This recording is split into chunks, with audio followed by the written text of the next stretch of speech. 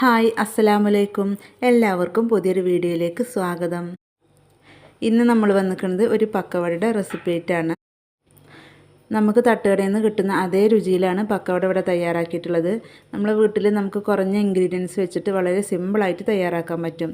പുറം വശം നല്ല ക്രിസ്പി, ഉൾവശം നല്ല സോഫ്റ്റ് ആയിട്ടുള്ളൊരു പക്കവടയാണ്. അപ്പോൾ നമുക്ക് ഇതെങ്ങനെ ഉണ്ടാക്കിയെടുക്കാമെന്ന് നോക്കാം. അതിന് മുന്നേ എപ്പോഴും പറയുന്ന പോലെ തന്നെ നമ്മുടെ ചാനൽ ആദ്യമായിട്ട് നിങ്ങൾ കാണുന്നെങ്കിൽ പ്ലീസ് ഒന്ന് സബ്സ്ക്രൈബ് ചെയ്യുക, വീഡിയോ കണ്ട് സപ്പോർട്ട് ചെയ്യുക. ഇനി നമുക്ക് വീഡിയോയിലേക്ക് പോകാം. പക്കവടക്ക് ആവശ്യമായിട്ടുള്ള സവാള മുറിച്ചത് നമുക്കൊരു ബൗളിലേക്ക് ഇട്ട് കൊടുക്കാം. സവാള ഞാൻ കൊത്തി അരിഞ്ഞ രീതിയിലാണ് എടുത്തിട്ടുള്ളത്. നമ്മൾ ഉള്ളിവട ഉണ്ടാക്കുമ്പോൾ എടുക്കുന്ന അത്ര സവാള ഇതിലേക്ക് വേണ്ട കേട്ടോ. ഇതിലേക്ക് ആ ഒരു സവാള മാത്രം മതി. ഇനി ഇതിലേക്ക് ഞാൻ ചേർത്ത് കൊടുക്കുന്നത് ഇഞ്ചിയാണ്, 1 ടീസ്പൂണ്. അത് പൊടിപൊടിയായി അരിഞ്ഞതാണ് ചേർത്ത് കൊടുത്തിട്ടുള്ളത്. ഇനി നല്ലൊരു ഫ്ലേവറിന് വേണ്ടിയിട്ട് 1 തണ്ട് കറിവേപ്പില ഒന്ന് മുറിച്ചത് ചേർത്ത് കൊടുക്കുന്നുണ്ട്. ഇനി ഇതിലേക്ക് നിങ്ങൾക്ക് ആവശ്യമുണ്ടെങ്കിൽ പച്ചമുളക് ചേർത്ത് കൊടുക്കുക കേട്ടോ. ഞാനിവിടെ പച്ചമുളക് ചേർത്ത് കൊടുക്കുന്നില്ല, പകരം മുളക് പൊടിയാണ് ചേർത്ത് കൊടുക്കുന്നത്.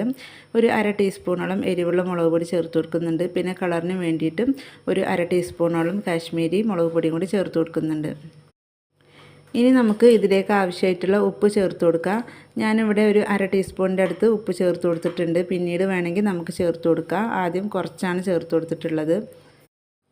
ഇനി ഇതിലൊരു സീക്രട്ട് ആയിട്ടുള്ള ഇൻഗ്രീഡിയൻസ് ചേർക്കുന്നുണ്ട് കേട്ടോ. അതായത് കായമാണ് ചേർക്കുന്നത്. കായപ്പൊടി ഉണ്ടെങ്കിൽ അങ്ങനെ ചേർത്ത് കൊടുക്കുക. ഞാനിവിടെ കായം, നമ്മൾ സാമ്പാറിലൊക്കെ ഇടുന്ന കായ ഉണ്ടാവില്ല, അതാണ്. അത് വെള്ളത്തിലിട്ട് കുതിർത്തതിന് ശേഷം ഒരു 2 ടീസ്പൂൺ ചേർത്ത് കൊടുത്തിട്ടുണ്ട്.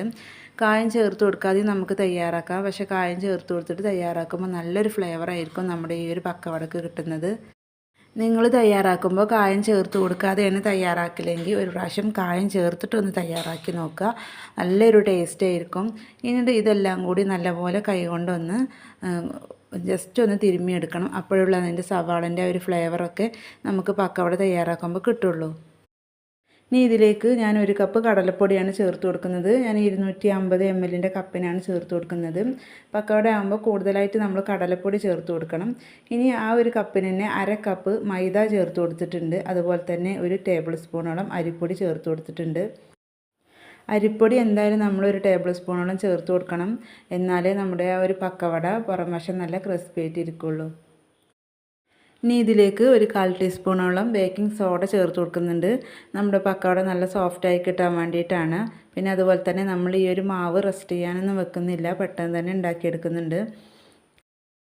എന്നിട്ട് കൈകൊണ്ട് നല്ലപോലെ ഒന്ന് മിക്സ് ആക്കി എടുക്കുക കേട്ടോ. ഇനി വേണമെങ്കിൽ ഇതിലേക്ക് ചിക്കൻ മസാലയൊക്കെ ചേർത്ത് കൊടുക്കും. പക്ഷേ ചിക്കൻ മസാലയൊക്കെ ചേർത്ത് കൊടുത്തിട്ടുണ്ടെങ്കിൽ നമ്മൾ ഒറിജിനലായിട്ടുള്ള ഒരു പക്കവടയുടെ ടേസ്റ്റ് കിട്ടില്ല. ഇനി കുറച്ച് വെള്ളം ഒഴിച്ചിട്ട് നമ്മുടെ ആ പക്കവടയുടെ ആ ഒരു മാവിൻ്റെ ആ ഒരു കൺസിസ്റ്റൻസിയിൽ ആക്കിയെടുക്കണം.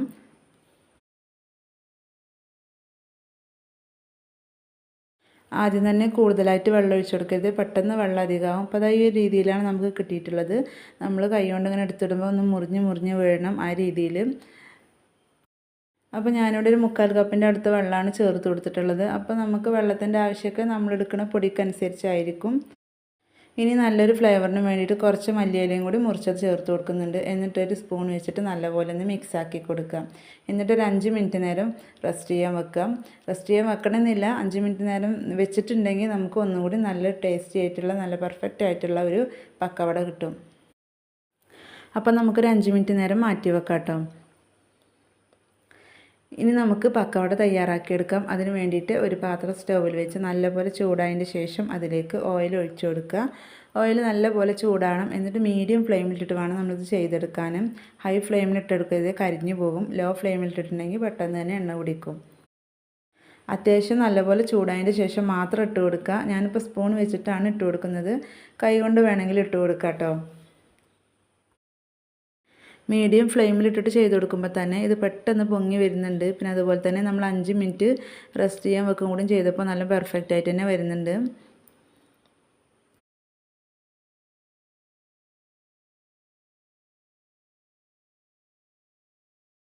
അപ്പോൾ ഒരു ഭാഗം ആയിക്കഴിഞ്ഞാൽ നമുക്കൊന്ന് തിരിച്ചിട്ട് കൊടുക്കാം.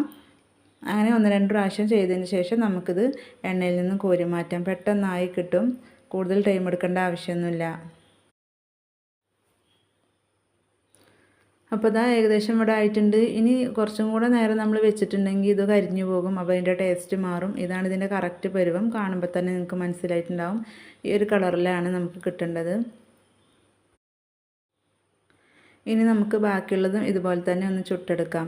ബാക്കി നമ്മൾ ഉണ്ടാക്കുമ്പോഴും കറക്റ്റ് നല്ലപോലെ ചൂടായതിൻ്റെ ശേഷം തന്നെ ഒഴിച്ചു കൊടുക്കാൻ പറ്റുള്ളൂ മാവ്.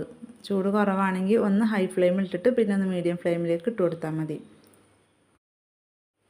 നമ്മുടെ ഒരു പക്കവട റെഡിയായി വന്നപ്പോൾ നല്ലൊരു കളറാണ് കേട്ടോ. കാരണം നമ്മളിതിൽ കാശ്മീരി മുളക് പൊടി ചേർത്ത് കൊടുത്തുകൊണ്ടാണ് നല്ലൊരു കളർ കിട്ടിയിട്ടുള്ളത്.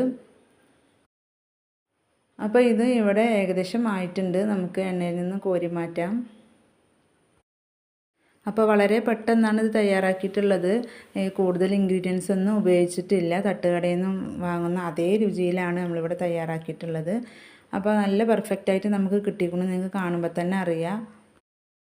അപ്പോൾ ഇത്രയേ ഉള്ളൂ നമ്മുടെ ഇന്നത്തെ വീഡിയോ. ഈ ഒരു റെസിപ്പി നിങ്ങൾക്ക് ഇഷ്ടപ്പെട്ട ഒന്ന് ലൈക്ക് ചെയ്യുക, അതുപോലെ തന്നെ ഷെയർ ചെയ്യുക, നിങ്ങളുടെ അഭിപ്രായങ്ങളൊന്ന് കമൻറ്റ് ചെയ്ത് അറിയിക്കുക.